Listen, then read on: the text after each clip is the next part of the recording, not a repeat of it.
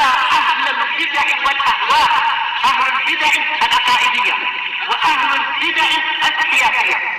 أنا أقول بيننا وبينكم السلف، بيننا وبينكم الكتب، كان فيقول البدع بيننا وبينكم. بسم الله الرحمن الرحيم. الحمد لله حمدا كثيرا طيبا مباركا فيه كما يحب ربنا ويرضى. وأشهد أن لا إله إلا الله وحده لا شريك له، وأشهد أن محمدا عبده ورسوله صلى الله عليه وعلى آله وسلم تسليما مزيدا لا نبي بعده. Ikhwani fillah, hafizakumullah jami'an. Kita akan melanjutkan pembahasan kita yang selanjutnya. Bacaan kita terhadap kitab Syarah Al-Wajibat Al-Mutahattimat yang dikarang oleh atau yang disyarah oleh Syekh Abdullah Al-Qara'awi waffaqahullah, yang mana kitab Al-Wajibat Al-Mutahattimat Al-Ma'rifati ala kulli muslimin wa muslimah adalah kitab yang dikarang oleh Al-Imam Al-Mujaddid Syekh Muhammad bin Abdul Wahhab An-Najdi At-Tamimi rahimahullah ta'ala. Sekarang kita akan masuki pembahasan yang baru, yaitu Asluddin wa Qa'idatuhu, pokok agama dan juga pondasi agama ini. Setelah kita mengetahui bahwasannya 3 perkara yang harus diketahui oleh seorang muslim, baik lelaki maupun wanita, yaitu mengenal Rabbnya, kemudian mengenal agamanya, kemudian mengenal nabinya Nabi Muhammad sallallahu alaihi wa ala alihi wasallam. Kemudian sekarang beliau akan membawakan pembahasan yang baru, yaitu Asluddin wa Qa'idatuhu, pokok agama ini dan juga pondasi atau landasan agama ini. Jadi agama Islam ini punya landasan dan juga pondasi yang mana dibangun di atasnya perkara-perkara yang lain. Kita lihat di sini, qala al-Imam Al-Mujaddid rahimahullah taala, Asluddin wa Qa'idatuhu amran. Pokok agama ini dan juga dasar atau pondasi agama ini ada 2 perkara. Al-awwal, yang pertama, al-amru bi ibadatillahi wahdah la syarikalah wa tahridu 'ala dzalik wal muwalatu fihi wa takfiru man tarakahu. Yang pertama adalah perintah untuk beribadah kepada Allah Subhanahu wa taala semata, la syarikalah, tidak ada sekutu baginya, dan juga dorongan serta anjuran untuk mentauhidkan Allah Subhanahu wa taala, wal muwalatu fihi, dan juga saling mencintai serta saling bersatu di dalam tauhid tersebut. Wa takfiru, dan mengkafirkan man tarakahu, orang yang meninggalkan apa? Yang meninggalkan tauhid. Karena tauhid lawannya adalah syirik. Barakallahu fikum. Seperti itu. Nanti kita akan lihat syarah yang disampaikan oleh Imam Al-Qara'awi waffaqahullah. Qala asy-syarih waffaqahullah, al-aslu taqaddama bayanuhu. Lafaz al-asl itu sudah kita lewati penjelasannya. Al-asl itu mufrad dari lafaz al-usul. Al-usul itu jamaknya, jamak taksir. Kemudian al-asl adalah ma yubna alaihi ghairuhu, sesuatu yang dibangun di atasnya yang lainnya. Yang namanya pondasi, pokok, landasan itu adalah apa? Yang paling bawah, yang paling kuat. Kemudian apa? Barakallahu fikum, dibangun di atasnya beberapa perkara atau perkara-perkara yang tercabang dari asal tersebut. Barakallahu fikum. Oleh karena itu, inti dan pondasi ini yang harus kita ketahui dan juga kita miliki. Kita lihat di sini, wal qa'idatu bi makna al-asl. Qaidah itu maknanya tidak jauh beda. Maknanya adalah al-asl.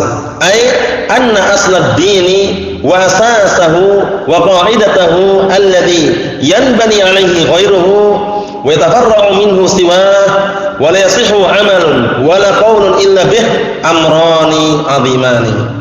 Kata beliau, maknanya adalah bahwasannya landasan atau pokok agama ini serta fondasi agama ini yang dibangun di atasnya yang lainnya dan tercabang darinya yang lainnya, wala yasihu amalun wala qaulun illa bih, yang sebuah amalan atau sebuah ucapan tidak dikatakan benar kecuali dengannya, amrani aziman, 2 perkara yang sangat agung.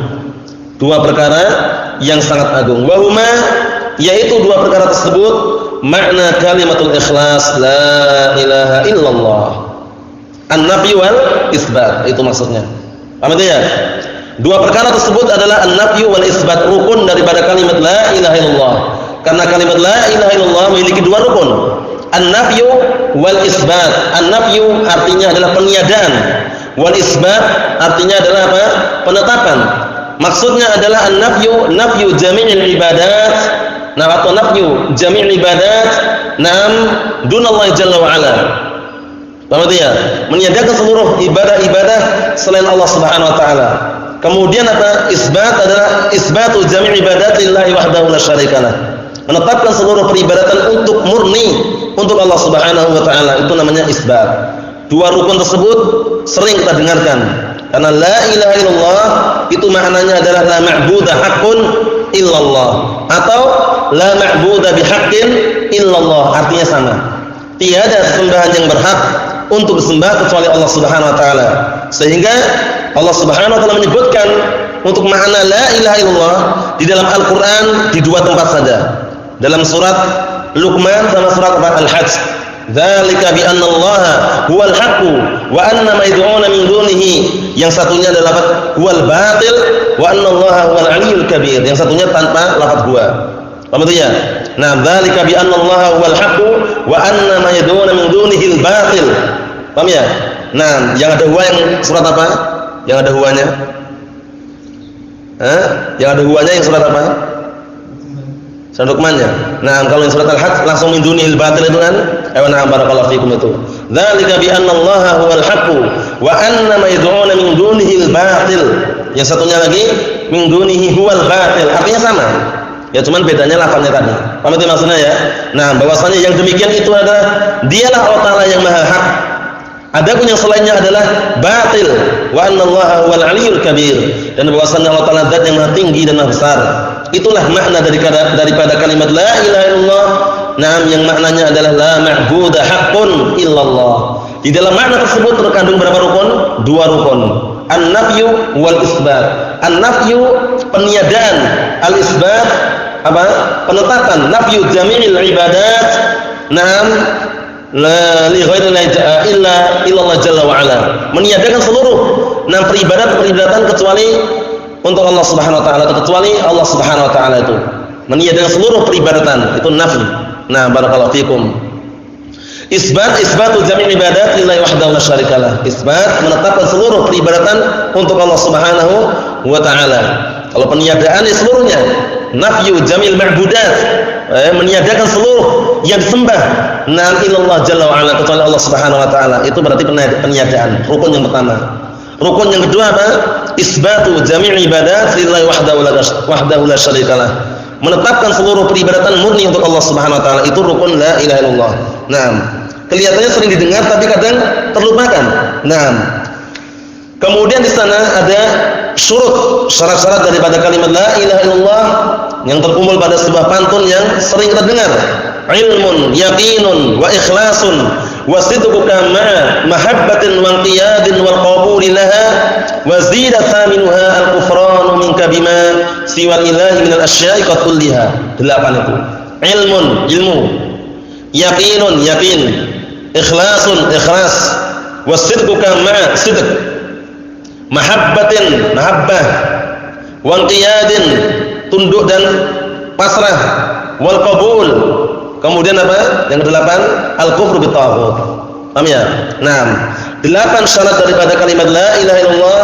Nah, barakallahu fikum, itu semuanya adalah pelengkap konsekuensi keharusan daripada kalimat la ilaha illallah, bukan sekedar ucapan saja atau keyakinan saja, tapi harus yang ketiga yaitu apa? Amalun. Karena itulah inti daripada keimanan. Nutqun bil lisan wa i'tiqadun bil janan wa amalun bil jawarihi wal arkan itu. Keimanannya diucapkan dengan lisan la ilaha illallah, diyakini dalam hati bahwasanya tidak ada sesembahan yang berhak untuk disembah kecuali Allah Subhanahu wa taala. Kemudian apa? Wa amalun bil jawari wal arkan, diamalkan dengan anggota badan. Maksudnya bagaimana? Maksudnya ketika seorang hamba sudah mengucapkan kalimat la ilaha illallah dan meyakini makna la ilaha illallah, harus mengamalkan. Konsekuensinya meninggalkan seluruh peribadatan yang selain Allah Subhanahu wa taala. Paham maksudnya? Karena kembali kedua rukun lagi, an-nafyu wal isbat. Naam. Dua itulah yang beliau sampaikan di sini. Nambahuma makna kalimatul ikhlas, la ilaha illallah. La ilaha nafi illallah isbat. Paham maksudnya ya? Ayo na'am. Adapun yang memaknakan dari kalangan Sufiyah dan semisalnya, mereka mengatakan la ilaha illallah adalah la ilaha mawjudun illallah, itu keliru. La ilaha mawjudun illallah keliru. Nakdirkannya dengan lafaz mawjud. Kenapa keliru barakallahu fikum? Karena maknanya tidak ada ilah yang ada kecuali Allah. Berarti ilah-ilah yang ada ini Allah gitu loh. Keliru enggak itu? Keliru. Yang benar bagaimana yang benar? Yang benar bahwasanya tidak ada ilah yang berhak untuk disembah kecuali Allah Taala. Adapun ada ilah-ilah yang lain yang disembah itu enggak berhak. Apa maksudnya ya? Nah, sehingga makna yang tepat menakdirkannya dengan lafaz bihaqqin atau haqqun. Karena kalau maknanya la ma'budu mawjudun illallah, berarti apa? Tidak ada sembahan yang disembah yang ada ini kecuali Allah. Berarti batu sembah misalkan Allah, bulan Allah, matahari Allah, karena disembah.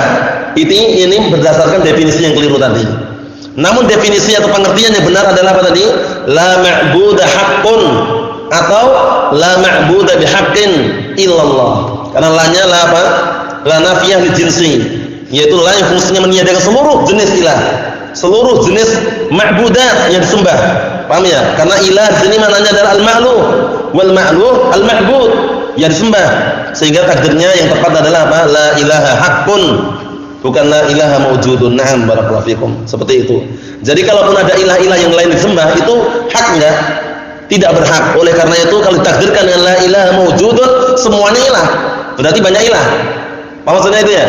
Na'am, tapi la ilaha haqqun illallah. Naam. Kemudian berikutnya kata beliau, allati khalaqallahu as-saqalaini li ajliha. Yang mana Allah Subhanahu wa taala menciptakan dua makhluk, jin dan manusia, naam li ajliha, dalam rangka untuk mewujudkan enam kalimatul ikhlas tadi itu, la ilaha illallah. Wa ma khalaqtul jinna wal insa illa liya'budun. Tidaklah diciptakan jin dan manusia melainkan agar mereka beribadah kepadaku.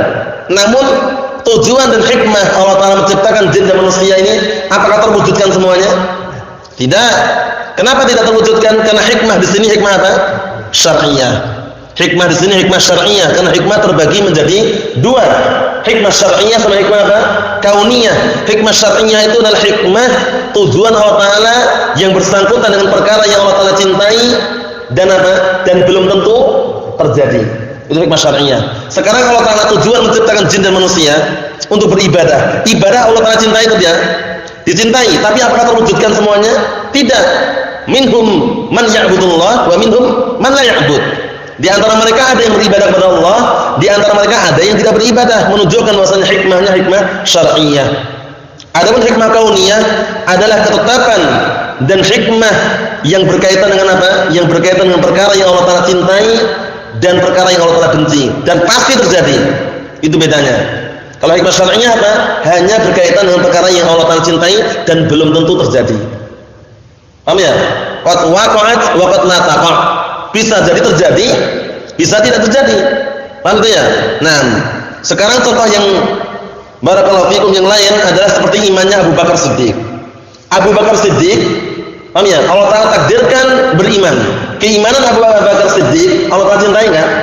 Cintai, dan mesti terjadi kan? Di situ berarti dua-duanya ada. Hikmah syar'iyah juga ada, hikmah kauniyah juga ada, karena pasti terjadi imannya Abu Bakar Siddiq. Paham? Kemudian sekarang barakallahu fikum kufurnya Abu Lahab sekarang. Abu Lahab kafir enggak? Kafir. Nah, kekufurannya ini apakah Allah Ta'ala cintai? Tidak. Dan terjadi enggak? Terjadi. Abu Lahab kafir. Oleh karena itu yang terjadi pada Abu Lahab hikmah syar'iyah atau kauniyah? Kauniyah saja. Ini dicerna baik-baik ya nih, karena agak mudah gitu loh. Enggak sulit sebenarnya, cuman rumit. Paham ya? Rumit aja. Sebenarnya mudah. Yang paling inti yang kita hafal adalah hikmah syar'iyah itu perkara yang Allah Ta'ala cintai belum tentu terjadi. Paham ya? Kalau kauniyah perkara yang Allah Ta'ala cintai dan perkara yang Allah Ta'ala benci tapi pasti terjadi. Seperti ibadah tadi. Ibadah Allah Ta'ala cintai, tapi apakah semua manusia beribadah? Tidak. Berarti hikmah syar'iyah. Paham ya? Kalau kauniyah seperti tadi, kufurnya Abu Lahab. Abu Lahab kafir, terjadi, mesti terjadi karena sudah terjadi. dan perkara yang Allah Ta'ala benci. Paham ya? Nah sekarang sebaliknya, kufurnya Abu Bakar misalkan, atau kufurnya orang mukmin misalkan. Nah ini hikmah apa ini?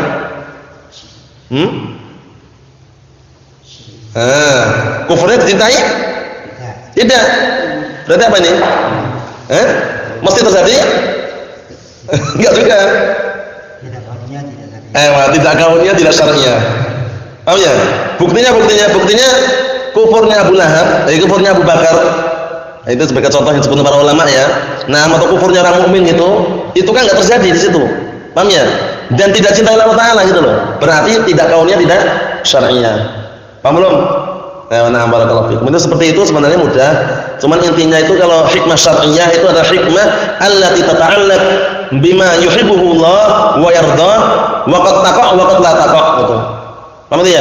Hikmah yang berkaitan dengan perkara yang Allah Ta'ala cintai dan Allah Ta'ala ridai bisa terjadi bisa tidak, itu hak syar'iyah.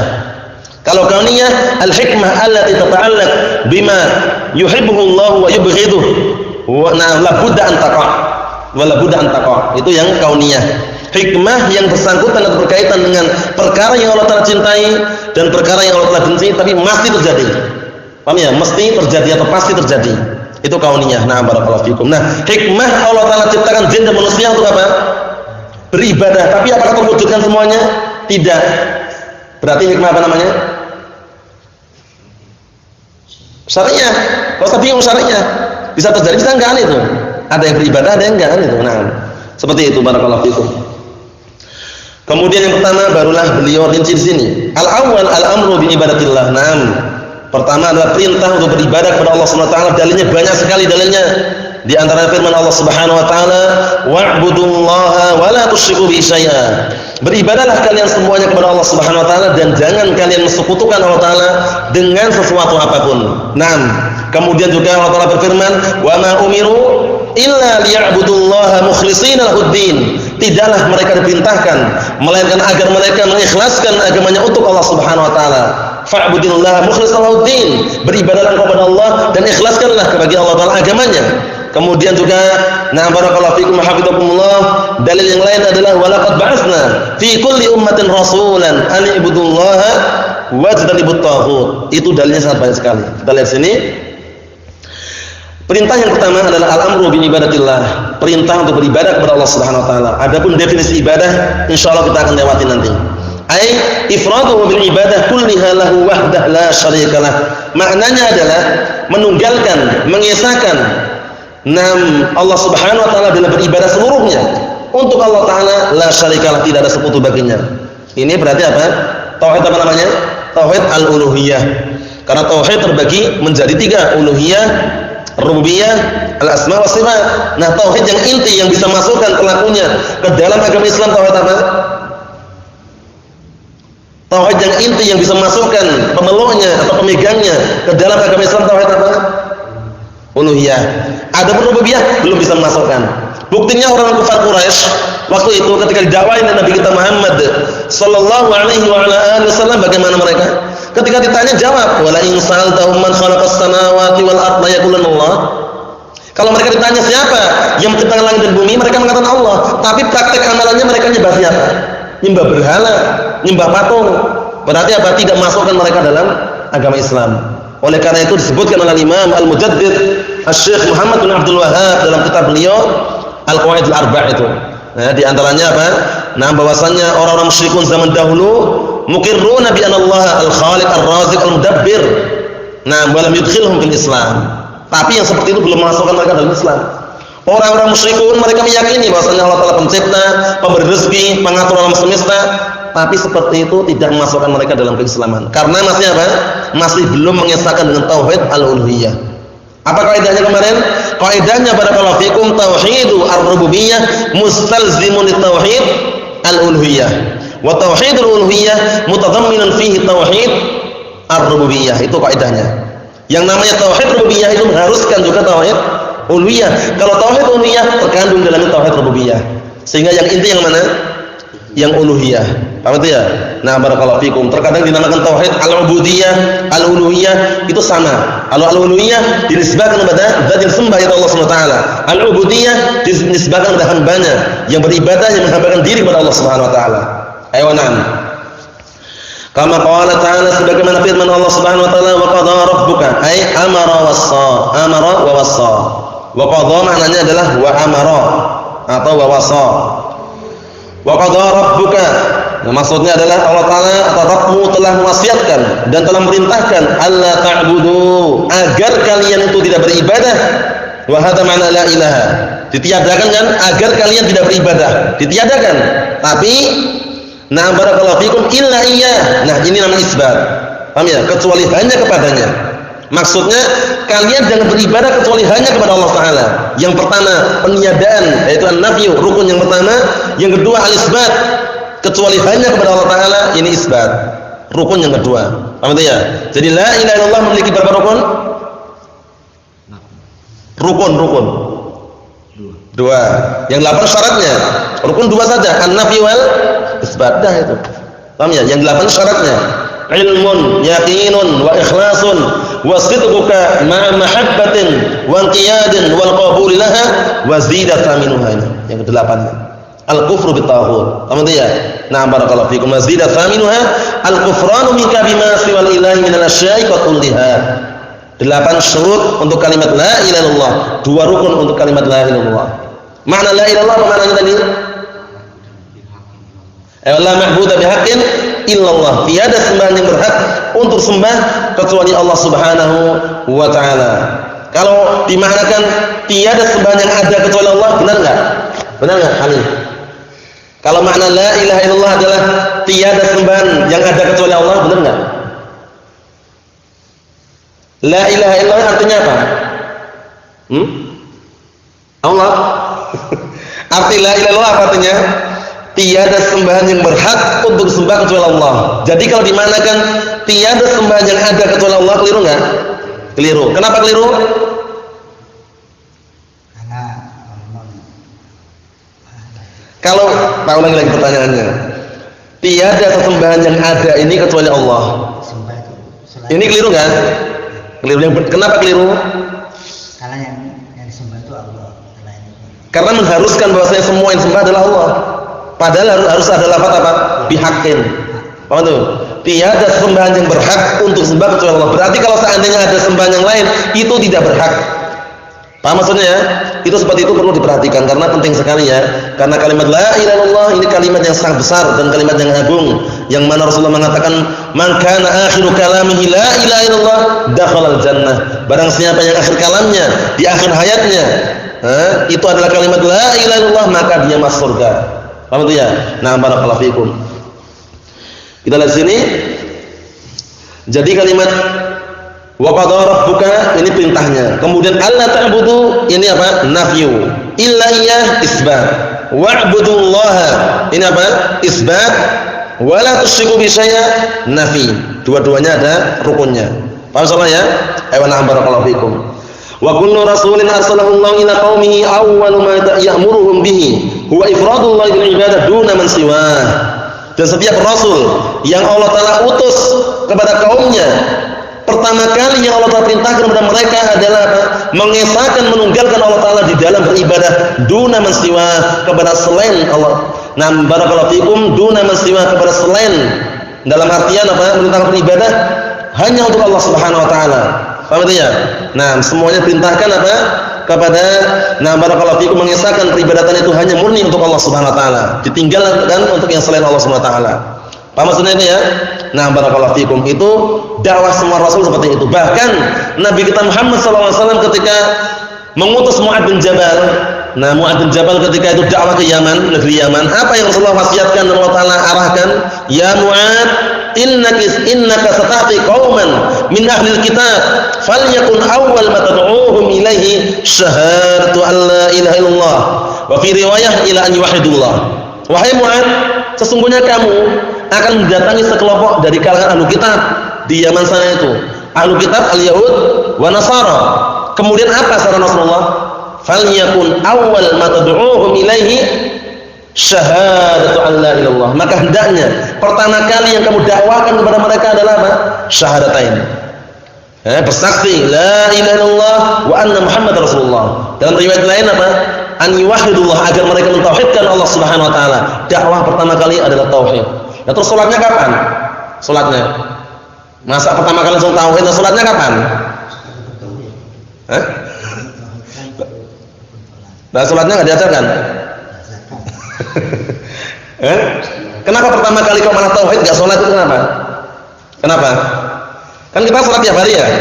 Yang kita dakwakan di kampung-kampung di masyarakat itu, Pak salat Pak, atau Pak tauhid Pak gitu. Yang disembah, yang berhak disembah. Karena yang berhak disembah. Pertama kali dakwah yang dianjurkan dan disarankan apa? Tauhid. Lah salat kapan salatnya? Kalau di masyarakat kita berdakwah, ngajak orang salat atau ngajak orang bertauhid? Setelah mentauhidkan dulu kan. Mentauhidkan dulu baru kita diajarin salat. Ya berarti kalau dia belum mentauhidkan enggak salat. Atau gimana? Karena pertama kali kenapa tauhid ini ditekankan? Karena salat tidak diterima kecuali dengan tauhid itu. Apa dia? Dikarenakan salat itu tidak akan terima kecuali dengan tauhid. Oleh karena itu pertama kali dakwakan adalah tauhid. Untuk apa? Untuk salat tersebut agar diterima. Karena tauhid itu maknanya apa sih? Ifradullah taala bil ibadah, mengesahkan menunggalkan Allah taala dalam beribadah.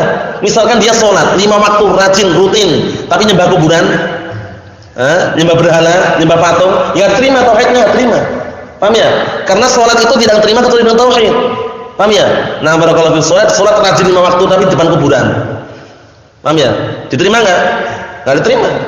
Paham ya? Oleh karena itu pertama kali dakwakan adalah tauhid. Karena tauhid itu lawan dari syirik. Kalau salat sudah ketemu dengan syirik, enggak diterima nanti. Paham ya? Nah, barakallahu fikum. Kalau syirik kecil itu riya, yang tidak terima ya salat yang bercampur itu saja. Tapi kalau syirik akbar semuanya. Paham ya? Syirik akbar semuanya menghancurkan amalan, barakallahu fikum. Kemudian perhatikan di sini ucapan wa kullu rasulin arsalahu Allah ila qaumi.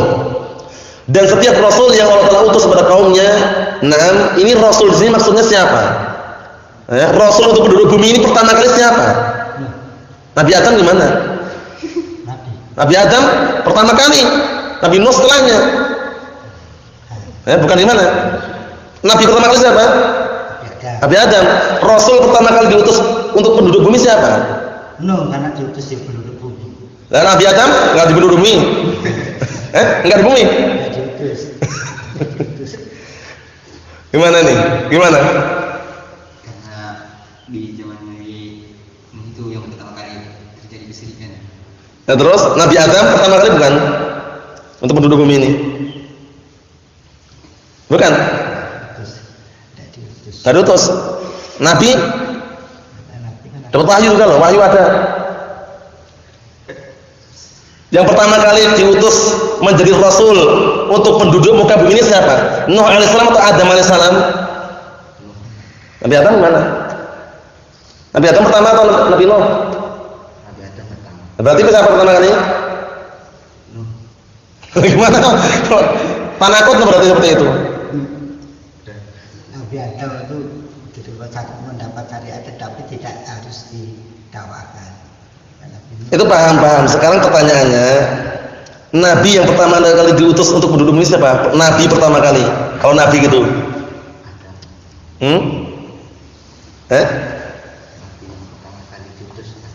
Nabi Adam. Kalau Rasul pertama kali? Nabi Adam bukan Rasul loh. Naam sahih barakallahu fikum. Jadi Nuh alaihissalam adalah Rasul pertama kali di muka bumi ini adalah Nuh alaihissalam. Adapun Adam alaihissalam kana lam yakun rasulan. Paham ya? Kana nabiyan wa lam yakun rasulan. Beliau adalah nabi tapi bukan rasul. Karena kaidahnya di setiap rasul adalah nabi dan tidak setiap nabi rasul. Paham ya? Ulul azmi minar rusul 5 itu semuanya nabi. Karena setiap rasul adalah apa? Nabi. Dan tidak setiap nabi rasul. Nabi pertama kali di muka bumi Adam alaihissalam. Adapun rasul pertama kali yang diutus untuk penduduk bumi siapa? Nuh alaihissalam. Kenapa ada lafaz rasul pertama kali untuk penduduk bumi? Apakah ada rasul yang lain? Ada. Rasul penduduk lain juga ada. Para malaikat rasul bukan? Rasul.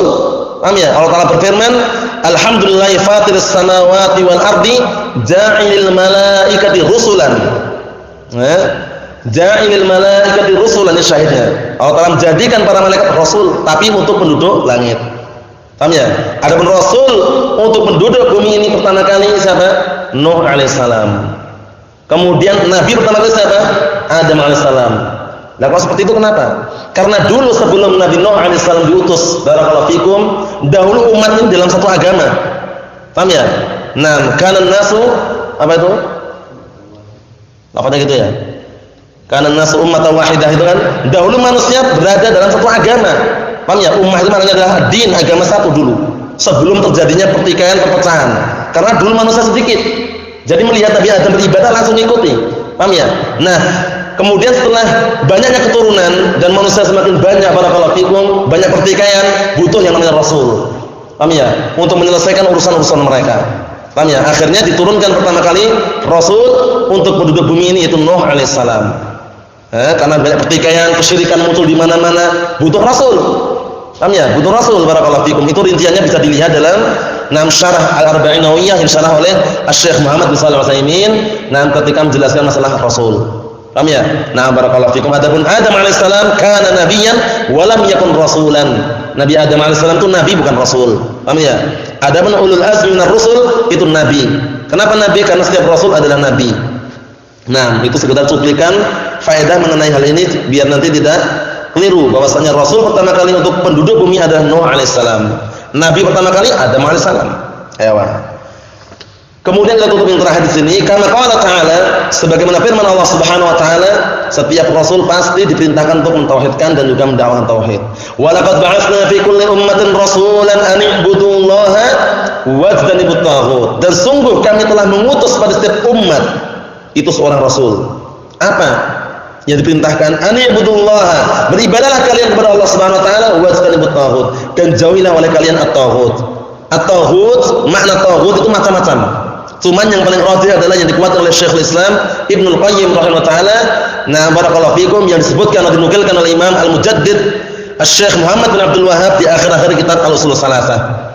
Beliau menukilkan kalamnya Al-Imam Ibnul Qayyim, at-taghut, taghut itu apa? Kullu ma tajawaza bihi al-'abdu haddahu min ma'budin aw matbu'in aw muta'in. Paham ya? Kullu ma tajawaza bihi al-'abdu haddahu min ma'budin aw matbu'in aw muta'in. Seluruh perkara yang bikin seorang hamba melampaui batas, baik sesuatu yang disembah atau yang apa? Yang diikuti atau yang ditaati. Itu kalau dia ridha, taghut. Paham ya? Nabi Isa alaihissalam disembah, berarti taghut. Kok tahu? Nabi Isa diangkat ke langit, kok tahu enggak ridha? Tahu dari mana? Barakallahu fikum. Nabi Isa alaihissalam, barakallahu fikum, hafizakumullah, walaupun orang-orang Nasara menisbahkan diri mereka adalah barakallahu fikum, menganggap Nabi Isa alaihissalam adalah Tuhan, adalah Rabb, adalah sembahan semisalnya, itu sangkaan keliru. Nabi Isa alaihissalam kalau seandainya barakallahu fikum diturunkan barakallahu fikum di muka bumi ini saya tidak akan ridha. Karena dilihat dalam ayat-ayat yang ada, Nabi Isa alaihissalam sangat benci dengan kesyirikan. Barakallahu fikum, dan juga mengisahkan menunggalkan Allah Subhanahu Wa Taala. Paham ya? Adapun Nabi Isa alaihissalam masih hidup, belum meninggal. Itulah yang diangkat oleh Allah Taala ke langit. Adapun orang-orang yang mengatakan Nabi Isa sudah meninggal dan misalnya kemudian sudah disalib dan semisalnya, itu tidak benar. Tidak benar ya. Buktinya nanti di akhir zaman siapa yang akan menumpas Dajjal? Nabi Isa alaihissalam diturunkan untuk membunuh Dajjal. Barakallahu fikum itu. Jadi dakwah para anbiya mursalin adalah dakwah tauhid, menyeru kepada tauhid, menyeru kepada mengesahkan atau meninggalkan Allah Subhanahu wa taala di dalam beribadah. Karena ibadah kepada Allah Subhanahu wa taala itu harus diiringi dengan dua syarat yang inti, yang mana dua syarat tersebut kalau seandainya tidak terpenuhi maka ibadahnya tidak diterima, yaitu al-ikhlasu wal mutaba'ah. Ikhlas memurnikan agama Allah Subhanahu wa taala, ikhlas dalam beribadah kepada Allah Subhanahu wa taala, dan mutaba'ah mencontoh sunnah Rasulullah sallallahu alaihi wa ala alihi wasallam. Karena dua syarat ini mau tidak mau harus ada. Kalau terputus atau hilang salah satu dua syarat ini, enggak diterima ibadahnya. Orang beribadah ikhlas mengharapkan wajah Allah tapi tidak mencontoh sunnah Rasulullah, enggak diterima. Atau orang beribadah mencontoh sunnah Rasulullah sallallahu alaihi wasallam tapi tidak ikhlas atau riya dan semisalnya, tidak diterima. Oleh karena itu dua syarat ini adalah syartani asasian la budda fihima. Paham ya? Bahwasanya kedua-duanya syarat yang asasi, yang inti, yang pondasi harus mau tidak mau kedua-duanya harus ada. Barakallahu fikum. Cukup sekian yang sampaikan, semoga bermanfaat bagi kita semuanya. Biidznillah subhanahu wa ta'ala. Subhanakallahumma bihamdik asyhadu an la ilaha illa anta astaghfiruka wa atubu ilaik. Walhamdulillahirabbil alamin.